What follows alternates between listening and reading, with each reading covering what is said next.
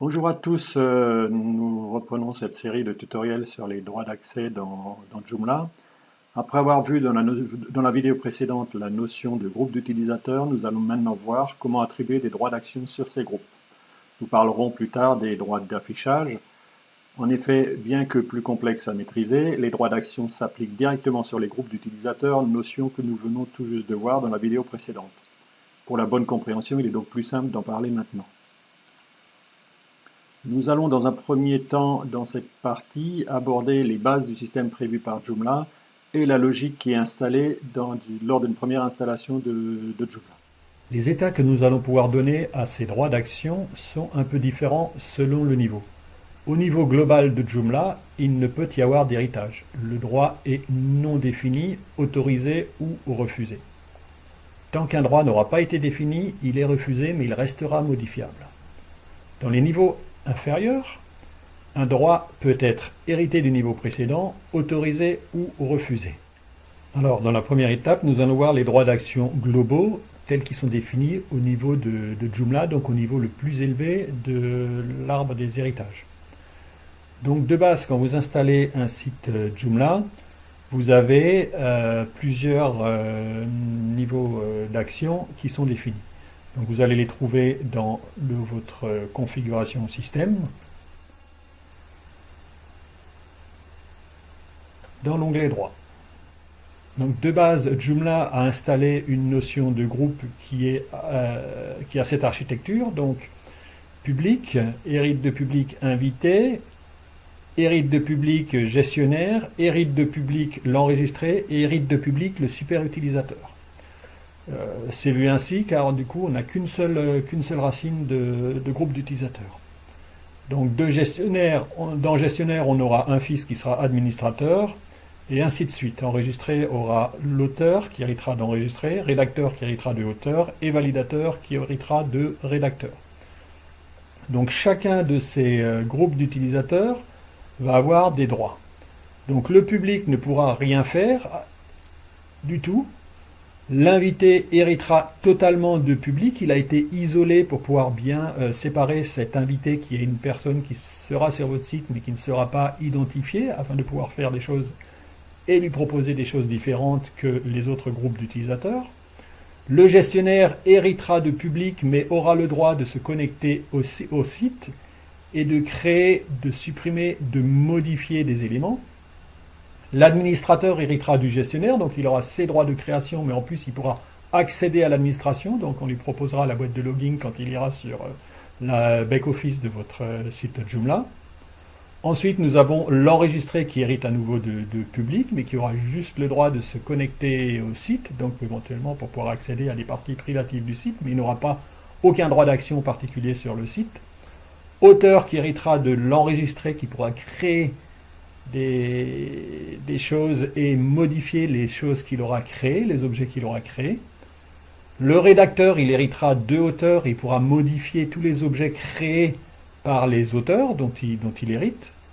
Le validateur, donc qui héritera du rédacteur, mais qui pourra également modifier le statut d'un objet, c'est-à-dire le publier, le dépublier, etc. Nous verrons tout cela en détail. Ensuite, nous avons le super utilisateur qui hérite du public, mais qui en plus a le droit super utilisateur, qui est un droit spécial, qui force d'office tous les droits à lui. Donc ça, c'est ce qui est défini dans Joomla quand vous l'installez, et qui reprend un petit peu la logique des anciennes versions de Joomla. Premier niveau d'héritage sur les droits de base de Joomla, les droits d'action au niveau du composant. Dans la partie administration, nous avons vu tout à l'heure que le gestionnaire, je lui ai donné le droit d'accès aux connexions au site et à l'administration. Je vais rapidement lui refuser ce droit d'accès de connexion à l'administration. Donc je l'enregistre. Et je vais essayer maintenant sous Chrome par exemple. Je vais changer de navigateur pour pouvoir jouer avec deux logins différents.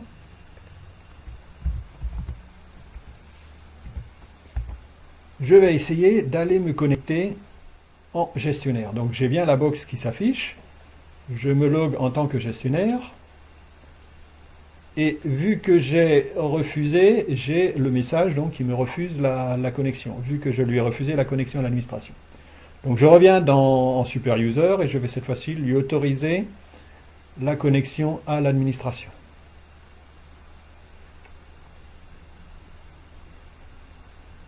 Voilà, donc j'attends que l'enregistrement se termine. Et cette fois-ci, j'essaie de me connecter.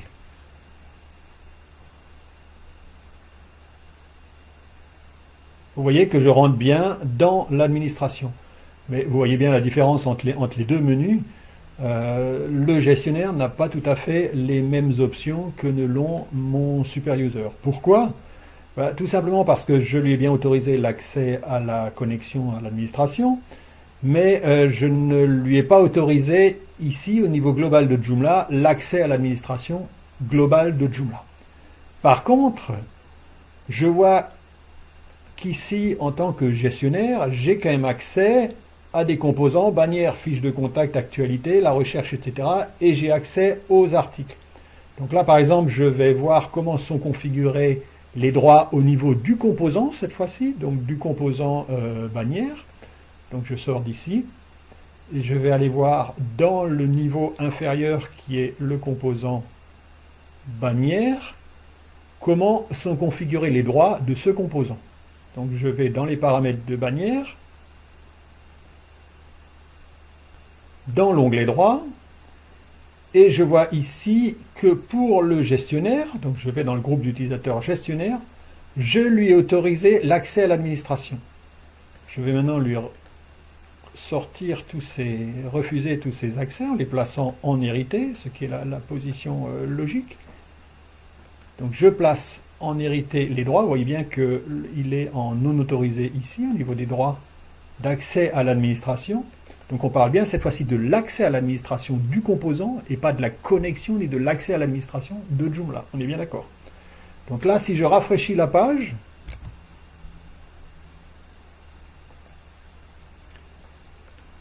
vous voyez cette fois-ci dans le composant que je n'ai plus le composant bannière. Il a disparu. Donc je vais lui redonner les droits d'accès à l'administration dans le composant bannière en tant que super utilisateur. J'enregistre. Vous voyez donc ici, je ne l'ai pas. Je vais rafraîchir ma page. Je fais F5, je rafraîchis. Et cette fois-ci, si je vais dans composant, j'ai bien les bannières qui sont réapparues. Donc je vais rentrer dans le composant bannière donc en tant que gestionnaire, avec les droits de gestionnaire. Et vous voyez ici que j'arrive donc que j'ai les droits de création, etc. au niveau de la bannière. Pourquoi? Parce que en tant que gestionnaire, j'ai bien ici les droits de créer, supprimer, modifier, etc. Donc, je vais cette fois-ci vous montrer comment je vais. Vous voyez ici par contre, je n'ai pas les options de paramétrage du composant. Pour lui donner les possibilités de paramétrer les composants, je vais autoriser ne configurer que les paramètres. J'enregistre. Je rafraîchis la fenêtre et vous allez voir ici que dès que la fenêtre est rafraîchie, le bouton paramètres apparaît. Je rentre dans les paramètres. J'ai les onglets des paramètres, mais vous voyez que je n'ai pas l'onglet des droits. Donc pour avoir l'onglet des droits, je vais encore lui donner configurer les paramètres et les permissions à autoriser. J'enregistre. Et cette fois-ci, si je rafraîchis la fenêtre, vous allez voir que l'onglet droit va apparaître. Cette fois-ci, j'ai l'onglet droit. Donc vous voyez qu'on peut, en fonction du composant, donc comment le développeur de composant a prévu sa gestion des droits, on peut attribuer des autorisations et des possibilités au niveau de façon assez fine. Donc je voulais encore vous montrer quelque chose. Donc au niveau de la sécurité, donc là je vais revenir dans le composant ici, donc dans mon composant bannière, en admin. Je vais copier l'URL. Donc je remets tous les droits à hériter. Donc je n'ai plus accès à l'administration. J'ai l'URL ici. J'essaie de la forcer. Et vous voyez que j'ai une erreur 403. Vous n'avez pas accès à la ressource. Donc le droit n'est pas là. Donc même si on connaît l'URL, on n'arrive pas à rentrer dans l'administration à partir du moment où le droit a été refusé. Dans cette partie, nous avons vu les deux premiers niveaux de définition des droits, le niveau global de Joomla et le niveau composant. Il y a encore deux autres niveaux à voir et le fonctionnement sur la partie frontale du site. C'est ce que nous allons voir dans la vidéo suivante où nous allons aborder le cas d'une structure plus complexe avec plusieurs auteurs dans des sections différentes et dans des sections communes du site. Je vous dis à bientôt pour la prochaine vidéo.